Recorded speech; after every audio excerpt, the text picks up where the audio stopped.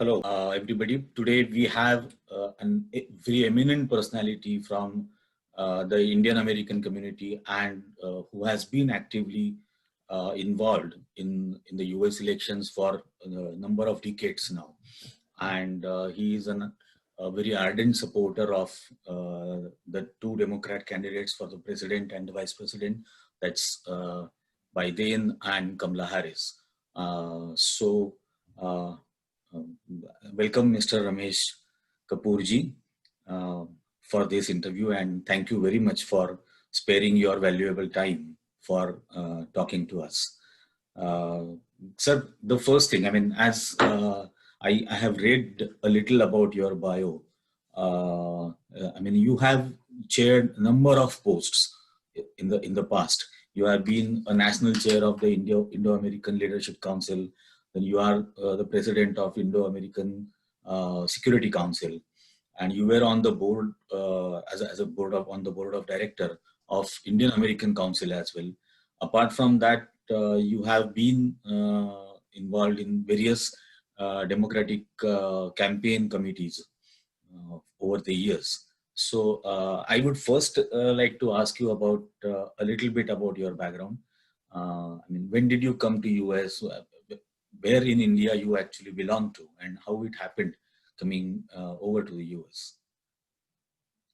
Well, I came United States in 1967, September of 1967. Oh, and before I was born. Really? Yeah. Okay. All right. Okay.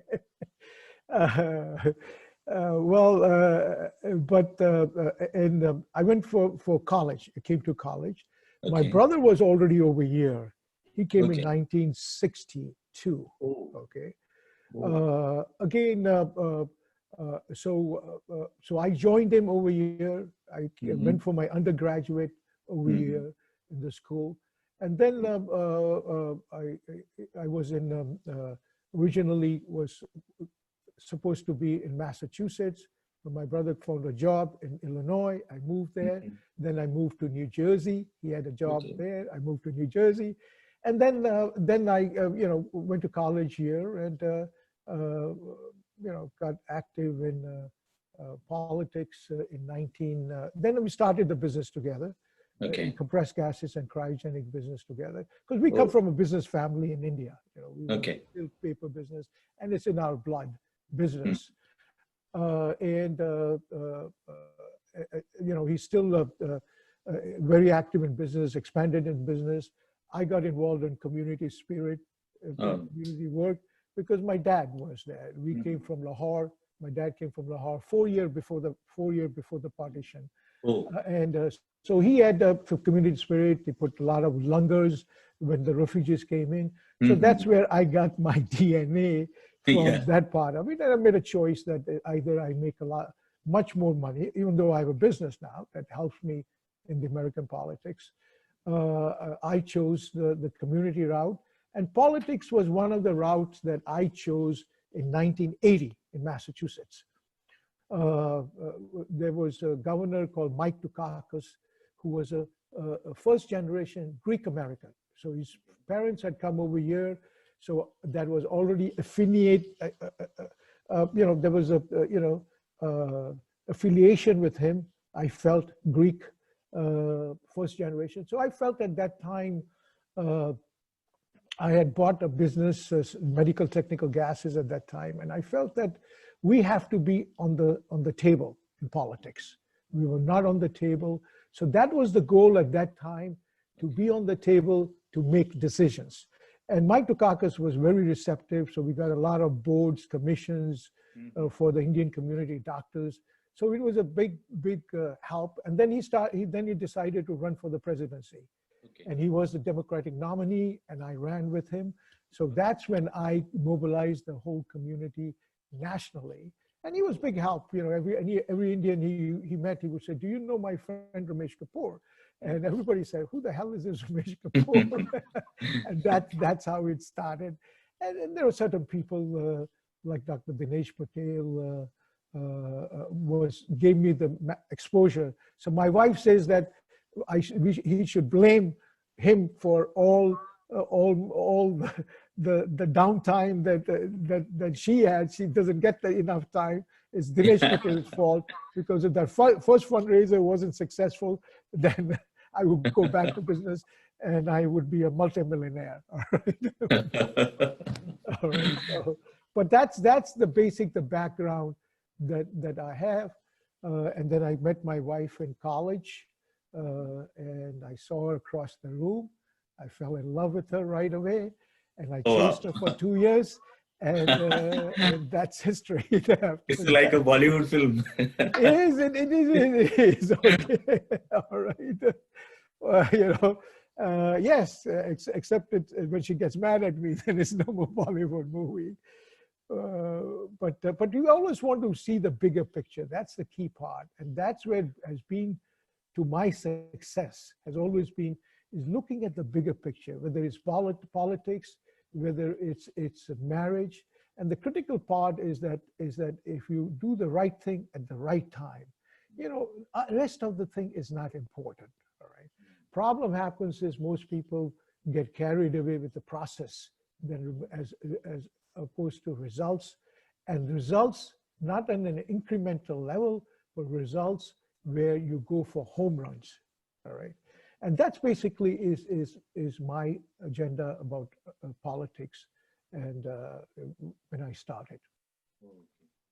So I heard, you have also accompanied Hillary Clinton during her visit to India when she wanted to pay homage to Mother Teresa. So how did it go? Yeah, it was well, I was debating whether to go there because I wanted to fly with Clinton on the Air Force One to India. All right. So I asked my wife, and she says, yes, definitely. All your sins will be washed. So we went there. It was nice visit. We and a lot of history. We flew on Jack Kennedy's Air Force One. All right. When he was a president, this was his plane. So there was a lot of. This is the plane where his body came back to Washington, and that a lot of history, and then also I was sitting next to Eunice Shriver, his sister. All right. And I was active with Ted Kennedy. I raised money for him, supported him, and because of the history of the Kennedys in India, and so that was, and also if you look at the history, Jack Kennedy, they asked him whether whether democracy or communism will survive. He said, if India remains democratic, then democracy will survive. And you're seeing how India, this is, when he was a senator, he made that statement. And that's what the history, so that's what was there. And we got a chance to, then meet the event that was there. There was a great event, huge event. And myself and Kumar Barve was on the plane. And Kumar was an elected official at that time, the first state legislature for Maryland. So that's what the trip was to India, and that's where I believe that's where also the relationship with Clinton and Bill Clinton and Hillary Clinton started. The basic is where the depth started, other than just words that were there before there, never really substance that was done. And then it kept going on with other things like the civil nuclear deal, other things. Yeah. You also had accompanied Bill Clinton to India. And if I'm not wrong, you had held a welcome dinner for him before even he met the President of India. Yes, as the Prime Minister of India at that time. Yeah, I mean that was I had supported, of course, Mike Dukakis, at that time, and the Democratic Party. I was active, and I was known in the party. And then the President Bill Clinton decided to go to India, and so I made sure that we had, Indian Americans that had supported him, and other business people, the delegation that was going. But I wanted to make sure that we had an event for Bill Clinton welcoming the Indian American community over there, because I wanted to, at that time, Prime Minister Vajpayee was there, and I wanted to show the Indian community, the leadership in India, that the Indian community is well respected by the Congress and the Senate and the presidency, to the extent that when he landed, ours at the Sheraton Moria was the first event that we did, and he was there. And then at that time,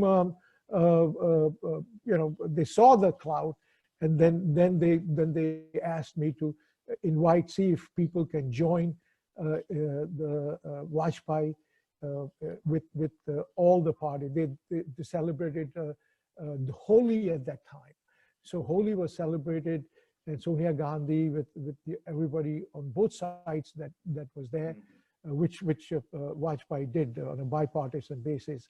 And so we were invited over there, because the only reason we were invited, I felt, it's always there, Ghar ki murgi dal barabar, you know how it is, okay? So all right. So, after they saw that, they said, wow, first visit. And then, he left India and then came back. And that's where you got just symbolism is very important, okay? Yeah, true, that's true. In politics. And that's the story behind. And there were people who showed up at the door, didn't have any invitation, and they had flown all the way from India, I said, fine, bring them in. The Secret Service brought them in. I said, check them out. They can come in, because anybody who goes all the way down, and even though they were not part of the original invitation, see, I was always felt, okay, when it comes to U.S.-India relationship, it's a bipartisan event, okay? I always made sure that even in this event, there were a lot of folks that had supported Republicans, but they were community leaders, they were key leaders. I made sure that they were also invited if they want to come to India, all right, as part of it. And they were given, when Bill Clinton spoke to the parliament in India, they were invited. My family put up an event in the farm that we had in Delhi, and they were invited. So I made sure that all these years, okay, my function was always bipartisan. When we came to India, I felt it is bipartisan, and they are as patriotic or as of being American citizen, and as emotionally with Mother India. And so I made sure that it was always a bipartisan. But the Republicans never did that, okay? Never. I never was invited for any of their events, okay? Oh, really? Yeah, even in the White House, I made sure that even Vajpayee event, okay? There was a luncheon. I made sure that was bipartisan luncheon, that with the president, Bill Clinton. So that's where I developed the respect, and the community has supported me for years and years, and written their checks. But anyway. You also must have interacted with a number of Indian prime ministers. How was that experience? Oh, it's great. The first interaction, that's why I really got active in American politics, when Rajiv Gandhi was visiting the United States. Okay. And he was visiting Harvard. He was going to speak at Harvard University. And then he was going to talk to Ronald Reagan for superconductors, all right? Okay. So Mike Dukakis was running for the presidency at that time. We were 2% in the polls in Iowa. And I wanted to give him some foreign policy experience because he was governor. So I pushed to try to get the meeting with Rajiv Gandhi. And it was a delicate situation, because here he's meeting the president and he's speaking, how do you meet it? So we made it a farewell present, a farewell thing to Rajiv Gandhi. at the Butler Airport. And it's a one statement that he made that really got me mobilized. And he said that you folks are our ambassadors, okay? You're the ones, all you Indian Americans are ambassadors. I want your support. I want to help in U.S.-India relationship, and that's what got me started with that. And then I met him also in Delhi. PK Kaul was the ambassador at that time, and he wanted me to meet him in Delhi because Mike Dukakis could have been the president because he was leading in the polls after the Democratic Convention. And I had met him with Mike Dukakis in a small meeting of 5 people. We were there. I was in the room over there discussing U.S.-India relationship and the community. So I met him at that time, and he asked me for certain things that would help in power generation in India, policy-wise, and what will help, because they needed 55,000 megawatts. They didn't have the money, private sector.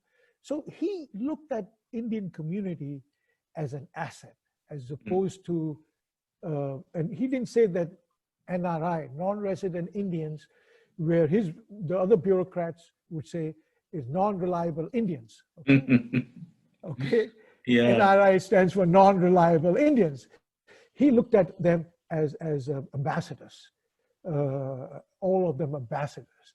And that's what made me more active in the Indian American community, US-India relationship at that time, to spend my time, energy, staying away from business, staying away from my family, and became my passion. So that was the first prime minister that I met.